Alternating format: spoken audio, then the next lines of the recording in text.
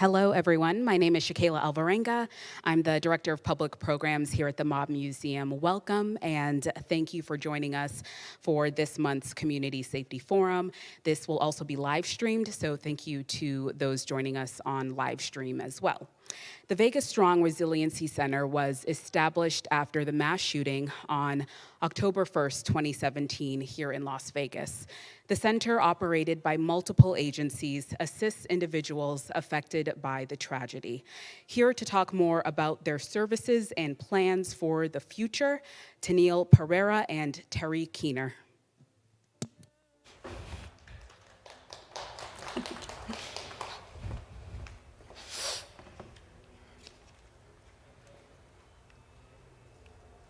Good afternoon. My name is Tennille Pereira. I'm the director of the Vegas Strong Resiliency Center, which was established for the long-term recovery efforts after the 1 October shooting here in Las Vegas on October 1st of 2017. So the Vegas Strong Resiliency Center actually came from the Family Assistance Center, which was established right after the incident happened. So to explain a little bit about a Family Assistance Center, this is a center that is set up in the wake of a mass incident where you have a large number of casualties and a large group of impacted individuals. And what happens is a community gets together with their first responder team, and they look at what has happened and try to develop the best resources to meet the immediate needs in that initial recovery. It became readily apparent in the first few days that this recovery was going to be much, much longer than the immediate response, and that a center of some type would need to be established to meet the long-term recovery needs of the victims, the survivors, and the community. It is a multi-agency collaborative structure. So what that means is all of the agencies or nonprofit partners or other partners that could provide some type of service or resource for those impacted are essentially invited as part of this team to work in the Vegas Strong Resiliency Center. So it was initially started by Clark County. I was an attorney. I still am an attorney, but I was an attorney when the shooting happened, and I was an attorney with the Legal Aid Center of Southern Nevada. We were invited in to provide civil legal services to all those that were impacted because we knew in the immediate aftermath there were going to be a lot of legal issues that initially cropped up and that would evolve over time. So we were invited to provide those immediate needs of legal services. Well, from there, we were then invited to come staff at the Vegas Strong Resiliency Center, and eventually Clark County did ask us to take over management and operation of the center just because the needs of those impacted by this tragedy were evolving over time. And in order to meet those needs, an entity that was nimble and could kind of change how they did things needed to really be operating it. And so Clark County did ask us to take over, and that's why I am the director of the center on behalf of the Legal Aid Center of Southern Nevada. So some of the services that we provide are victim advocacy and support. So really what this means is whatever they need, right? Whatever they need to heal. So a lot of things happen in someone's life when a tragedy happens like this. A lot of trauma, which impacts every aspect of their life. And so we're there to essentially navigate the system, navigate the resources to connect them to what they need. Grief counseling and spiritual care referrals, technical assistance, accessing online resources. There are still a lot of people that are not very technically savvy and still need help kind of navigating that. Referral and resource hub. So again, like I was saying earlier, whatever it is they need. And a lot of times we find there's no resource for that. So what do? We really go out there and work with the community and look at community partners that could possibly provide this service or this need, and see if we can get them to provide that service. Emergency financial assistance program. So we found in the immediate aftermath that a lot of people would contact us, and we'd say, well, what about mental health services, or what about this, or what about that? And they're like, well, it's really hard for me to focus on those things when my power's getting shut off tomorrow. So a lot of emergent financial situations cropped up, and so we started a program because there was no other resource for that where they would provide that emergency financial assistance, so we developed that program. And then, of course, legal services. And outreach. So outreach is a big deal with this event because there were 22,000 ticket holders at that venue, as well as thousands of tourists and locals up and down the Strip that night. There was mayhem that rang out up and down the Strip in a number of hotels and casinos, because when it was first reported, nobody quite knew where it was coming from. Nobody knew, is this one shooter? Are there shooters up and down the Strip? There were other people in hotels running for their life. They believed that their life was in danger, and so the trauma just was very widespread. And so in order to reach all of those that have been impacted by this trauma, we do a lot of outreach. And then events and memorial support. So one of our big assets, of course, is our website, which is vegasstrongrc.org. This has become even more important in light of the pandemic that hit us in 2020, and still providing those resources and services to those that need it, and needed it even more in light of the pandemic. So we have an intake form on there. People can go get connected with us just by going to the website. A number of different resources are listed there, because a lot of people we find are not quite comfortable enough yet to even reach out to us just yet, but we find a lot of them do use our website for those resources. We have a lot of general community and behavioral health information. We have a peer support program, which recently got started during the pandemic. A great program, and information about that is on there. Coping tips. So as these incidents continue to happen across the country, it can bring up that trauma in the people that we serve, and so we do put coping tips for that, holiday coping tips, firework coping tips, because again, trauma stays with a person and can impact every aspect of their life. Integrative services and support groups, and then outreach and wellness events.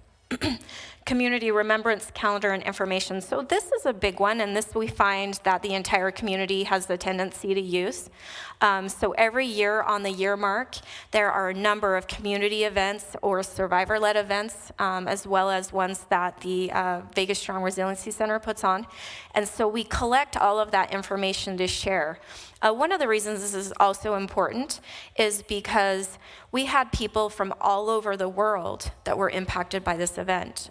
There were 7 countries represented at the festival that night, and almost every state in the United States. So all over the world. News releases, and then of course a blog. Community opportunities to donate or become involved. And again, a lot of that goes for our emergency financial assistance program. Oh, I skipped, sorry.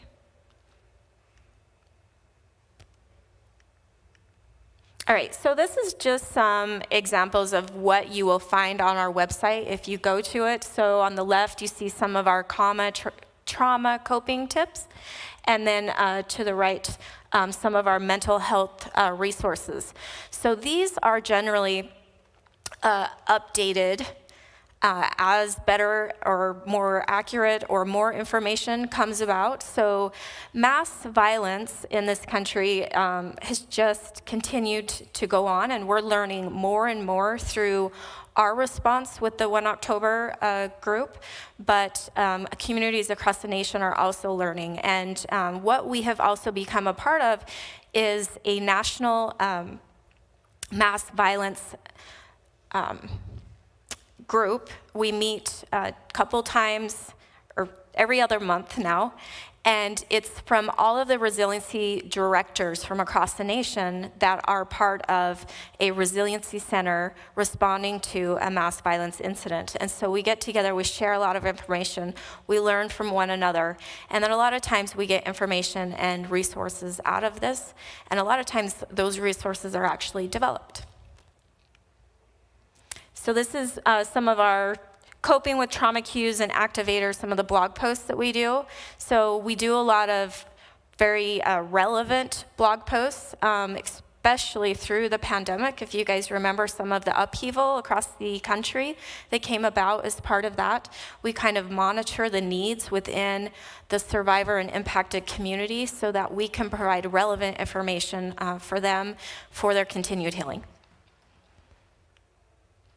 And this is our monthly calendar. So we have a number of monthly outreach events, and then also peer support and different resources and programs that are on our calendar, and people can access those, go there, sign up directly onto Eventbrite. This is what we find.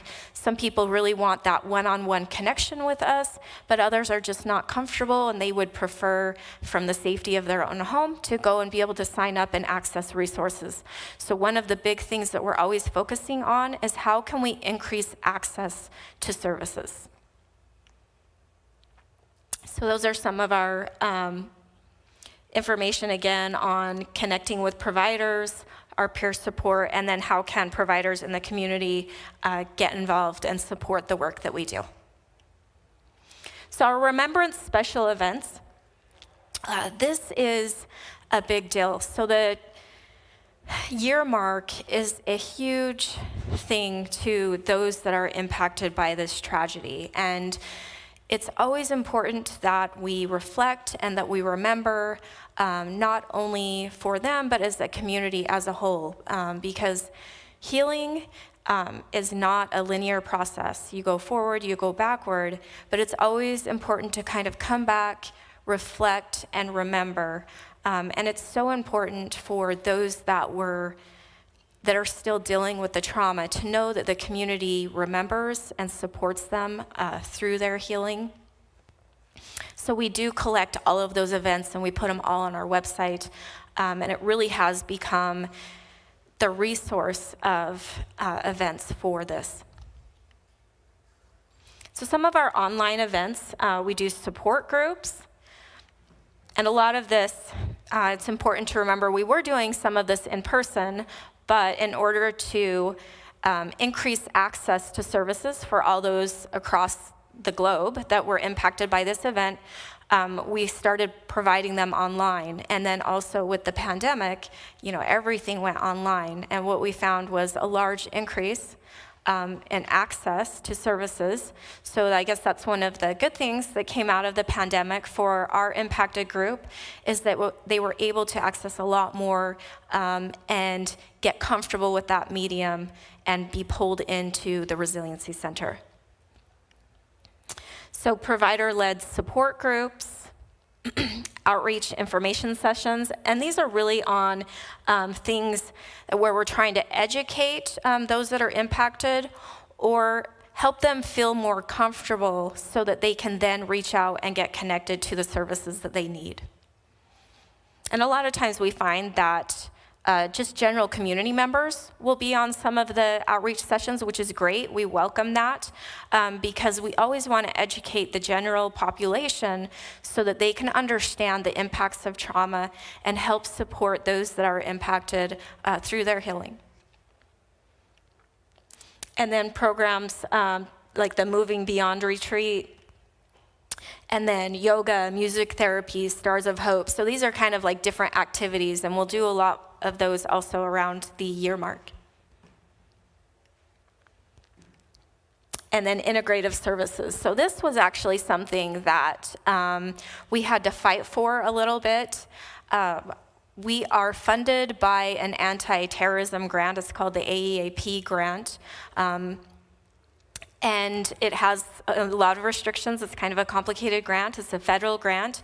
It's one that is only used when there's a mass casualty event that the federal government deems that the community really needs these grants to kind of bolster their current system and structure that is in place.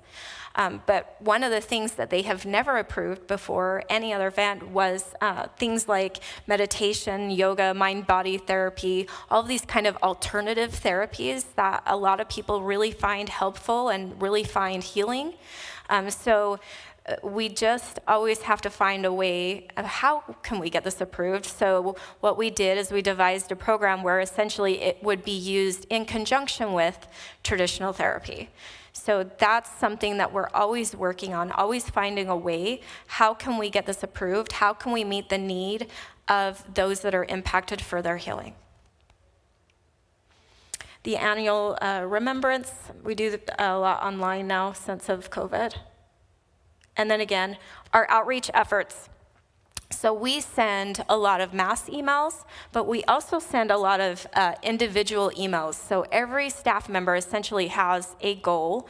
They get a list and they work through that list and they reach out to those individuals on that list, either through email or phone calls. And I will tell you, it is rare that anyone answers the phone, and it is rare that anyone answers those emails. But every time I'm at an outreach event, every time I'm out in the community and people recognize who I am, I get several people come up to me and say, I don't answer your emails, but please don't stop sending them. I cannot tell you how much they mean to me to know that you guys are there and that you're thinking about me.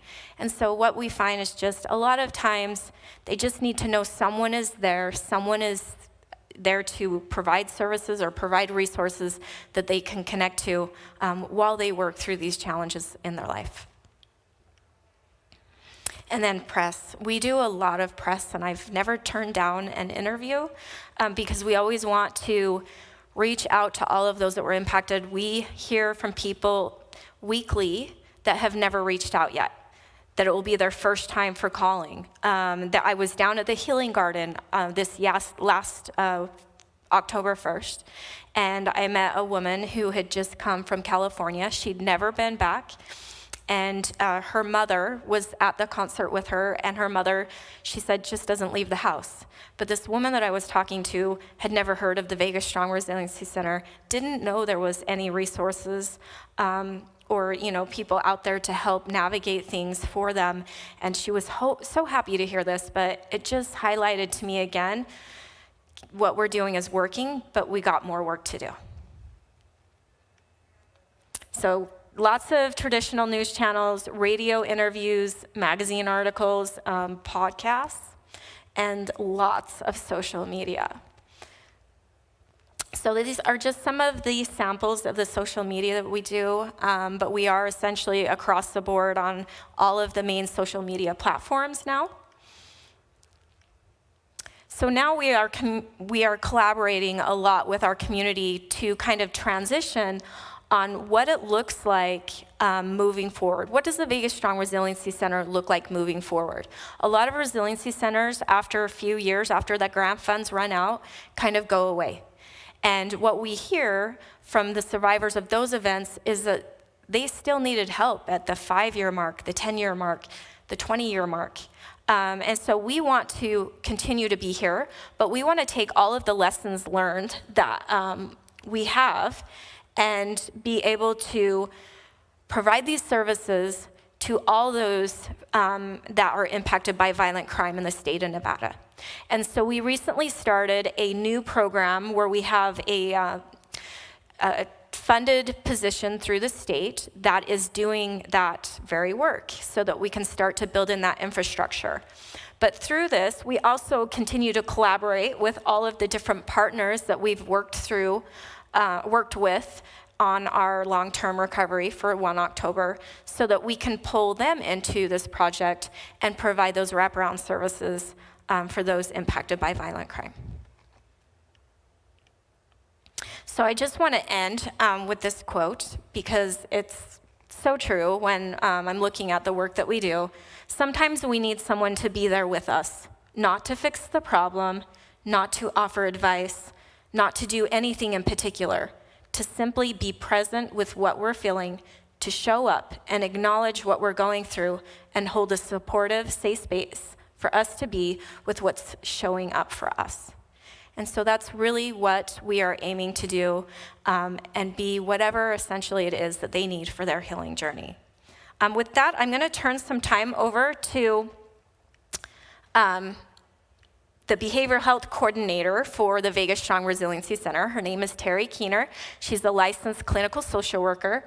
She is a huge part of this project. She does everything behavioral health.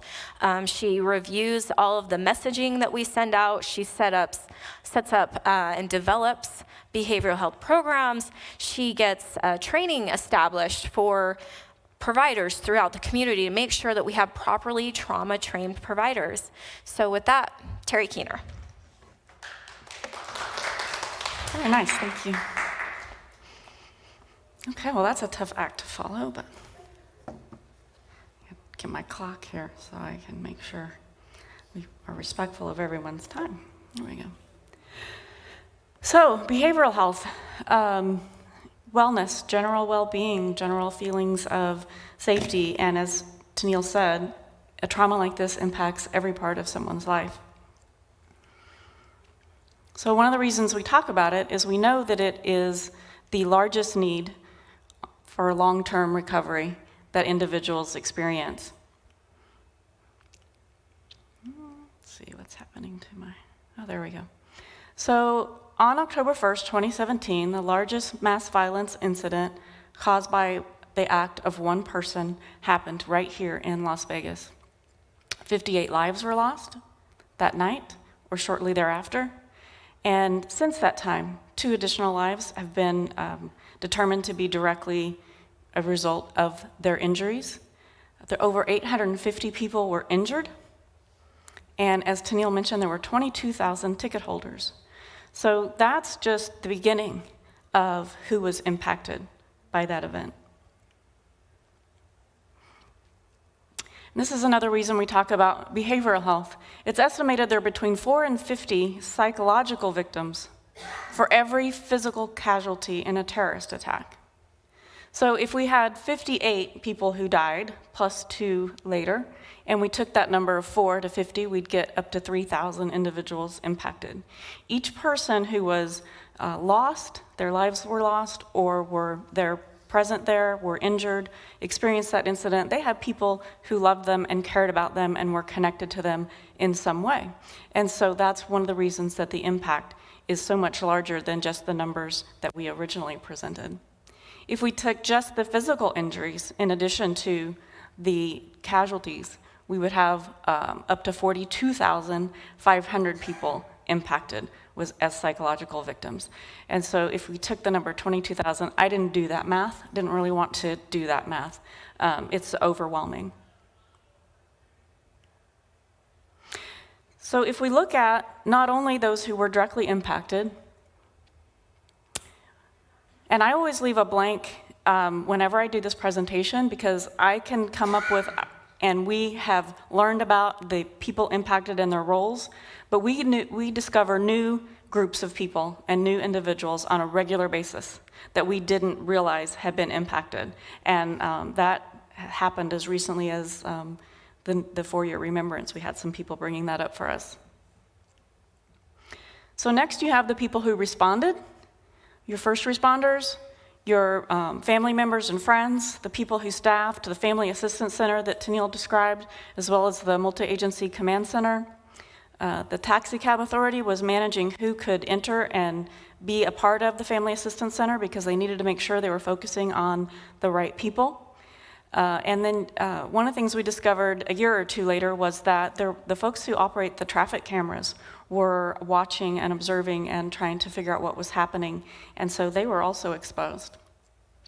Then you have your people who responded to help, your mental health providers, clergy, chaplains, providers who supported the resort community, your victim advocates, your hospital staff, and not only the medical staff, the physicians and the nurses, but the janitors.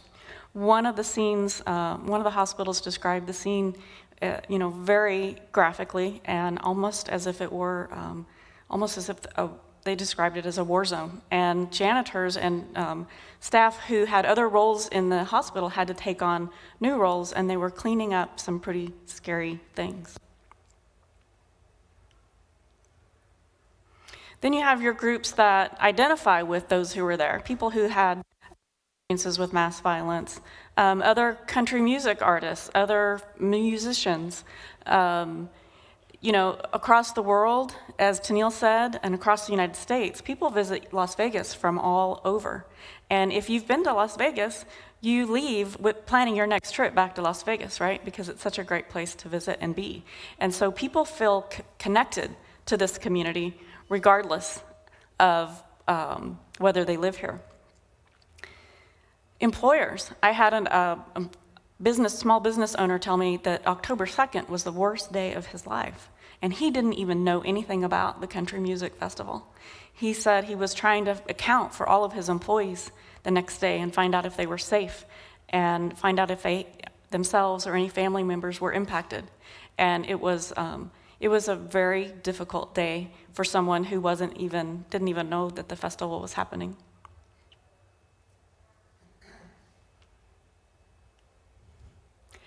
The other thing that happened with something like this is that people didn't have just one role. If you were a first responder in this community, you may have also had someone attending the concert. You may have also known someone who was injured. You may have also known someone who was working there.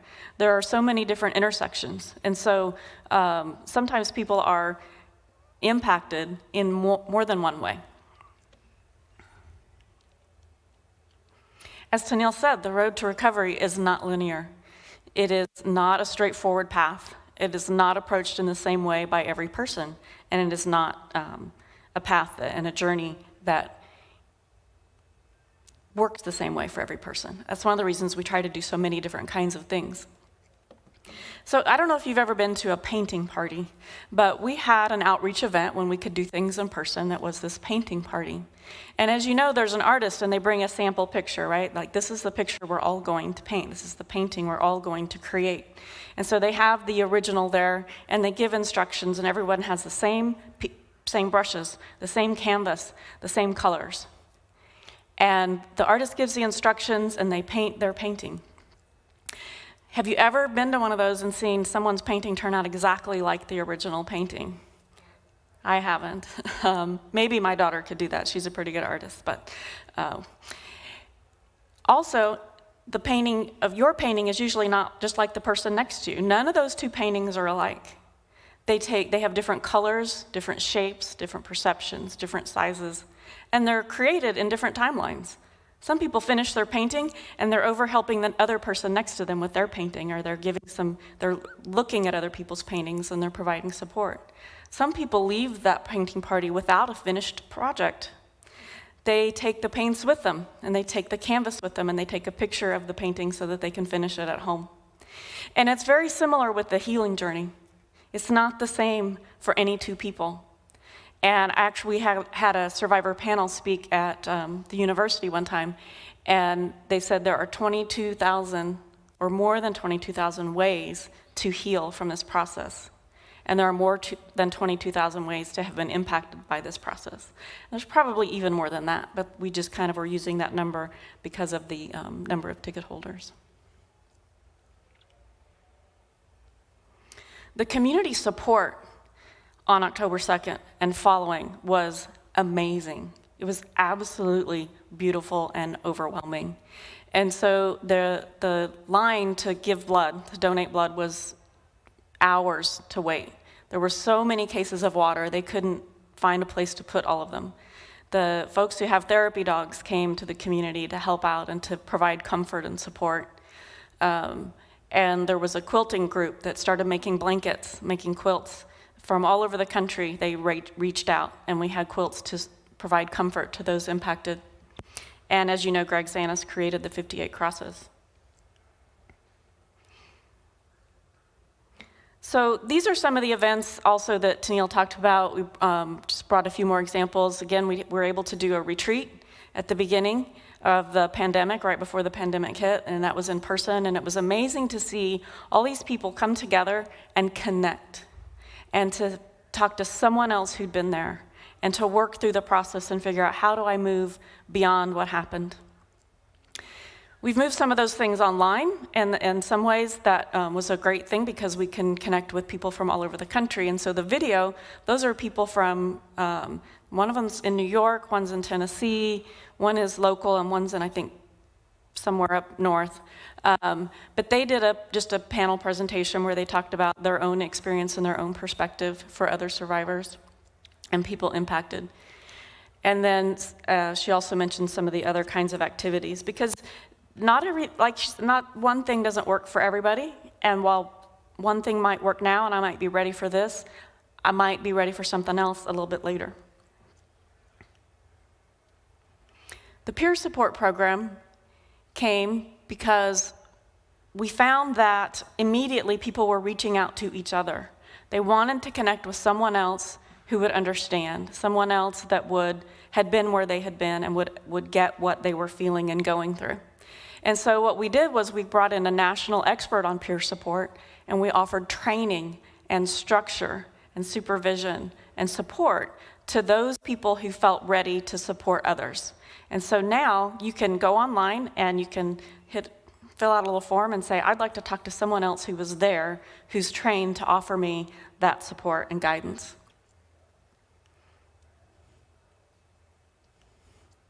It focuses on what is strong with the person, not what is wrong. And it's for anyone affected in any way by the shooting. We have a lead coach and a lead peer who are really the backbone of the program. The remembrance activities are so important.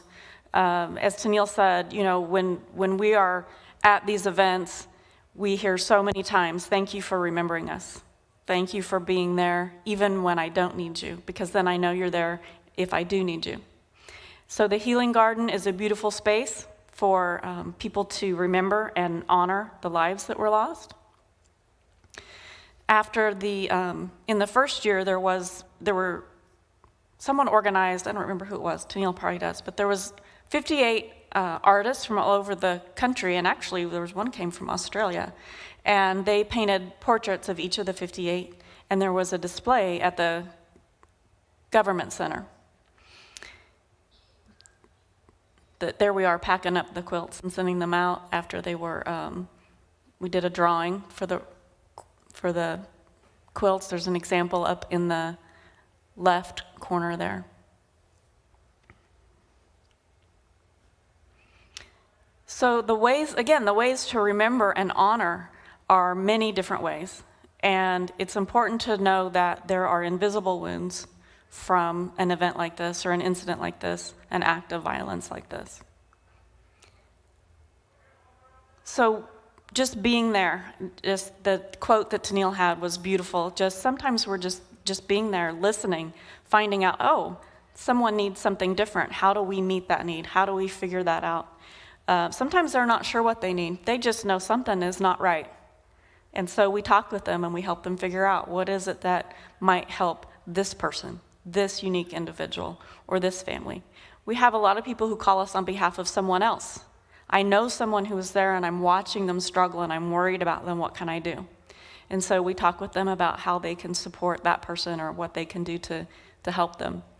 One of the really unique events that went on at the 3-year was an event by artists for Israel, and they did a Healing Ink, a tattoo event. And because of the pandemic, they couldn't go overseas. They couldn't go where they were planning to go, so they came to Las Vegas. And there were tattoo artists from all over the world that connected with a survivor or someone who was otherwise impacted to design that they could choose. A scar that they designed and wanted to have as a way of honoring and remembering, and also sometimes showing the rest of the world, this is what I've been through. Ask me about my experience, and let me tell you my story. The picture over on your left, at this year's event, there was a piece of artwork that was created and donated as a raffle item to help support the Emergency Financial Assistance Program. And the person who won the raffle actually gave the painting as a gift, or the piece of artwork, to another survivor. And so they took their picture and gave us permission to share it with you. So we really appreciate this opportunity to share information about what happened and about our response and about the unity and community that Las Vegas has offered, not only locally, but globally. Thank you very much for your time and attention. Appreciate it. Thank you. And if anyone has a question, I can bring this mic over to you. Just raise your hand. Coming. Thank you. Thank you very much. I definitely appreciate what you have done for the people who have been affected by this tragedy. Certainly it had a very big impact upon a lot of people, and it's good to see that there's this continued interest and involvement in helping them get through this. One thing I wanted to ask you was, did you use anything as a precedent for your response, building a response to this tragedy? Because, for instance, from a historical perspective, we had the MGM Grand Fire here in 1980, which killed 85 and I think 500 people. But it seemed in that era that the names were just listed in the paper, and then everybody just wanted to wash their hands from it. But did you guys have any idea that you wanted to do something more with this response to this the Route 91 incident versus what maybe had happened in the past? Thank you. So I can take that. I'm not sure if my thing is on. Okay, I can take that question. Yeah, absolutely. So mass critical incident response has evolved over the years, and we're much better at it now than we were when that fire happened. It really starts from the emergency response plans of the local community. And then with a mass incident of this size, with the grant program that the federal government has implemented through the anti-terrorism program, we now have funds that come in to kind of hold up the community's infrastructure. So it really is meant to magnify what the community has. And it's kind of an interesting process. I mean, it's sad that we have a process for this, right? But we had federal consultants that were flown in immediately to meet with the local community. And what they do is they go around to all the local community partners. Now, because Legal Aid Center of Southern Nevada was such a trusted community partner, they reached out to us and said, what part of this response could you be? What could you provide here? And so they did that with all of the big community partners that were already established. And then they look at the needs of those that were impacted. And then they say, how can we take this group of community partners to meet these particular needs of those that are impacted? And then that's how they pick who is going to be part of the long-term recovery and who will essentially be written into the grant. So absolutely, there's lessons learned, but it has come a long way, but we still have a way to go. Does anyone else have any questions? I noticed on our live stream, a lot of people were commenting just where they were when this event occurred, this tragedy occurred, and maybe you can talk about just how raw these emotions are some 4 years later and how people are still coping to this day. Yeah, thank you very much. It is, everyone remembers that knew about it, where they were and how they heard about it, and they have their own story of their reaction and their response. And that those emotions and those feelings can last for a very long time. And depending on where people are in their journey of healing, they may or may not have learned to incorporate that experience and had the guidance and the support needed to make that part of who they are as they move forward. And we know that people we met and talked to since the 4-year mark and at the 4-year remembrance, that didn't know the center was there, as Tennille said, didn't know that there was still an opportunity to seek help and counseling and guidance and services. And so, and sometimes, that was formal behavioral health services, and sometimes it's just wanting to talk to another person, like the peer support program. But it is very difficult. It is something that does stay with people, and they do remember it because it had a huge impact. It was a very large-scale incident with no geographical boundaries. And I think I'll add to that, Terry. The 1 October Memorial Committee is a committee that was set up to help develop a recommendation to the Clark County Board of County Commissioners for a memorial that essentially, it's been decided, will be at the site, at the venue of the tragedy. But the committee has been doing a lot of work to engage the community, engage the public, and get information on what they would like to see in this memorial. And what we have found that was very interesting is on all the surveys that were put out, there was always a blank block that they could put to say how they were impacted, but there were a number of things that they could check, and almost everyone really could fit into one of those boxes. But what we found is a large majority were actually, they'll check one of those boxes, but they still want to fill in that block. They want to tell you how they were impacted. And what happened on the very last survey is the Review Journal actually printed the survey results and all of those comments because it highlighted how much healing is still yet to take place. How many people have so many raw emotions that were, in one of those circles of impact that Terry talked about, not necessarily a survivor, not necessarily a bereaved family, but so many different ways that they were greatly impacted. And I think that often gets lost in the dialogue of how greatly something like this can impact just a community member. Thank you. Does anyone else have any questions? Okay. I just want to say thank you again to the Vegas Strong Resiliency Center and all the work that you do. Another round of applause. Thank you. Thank you so much.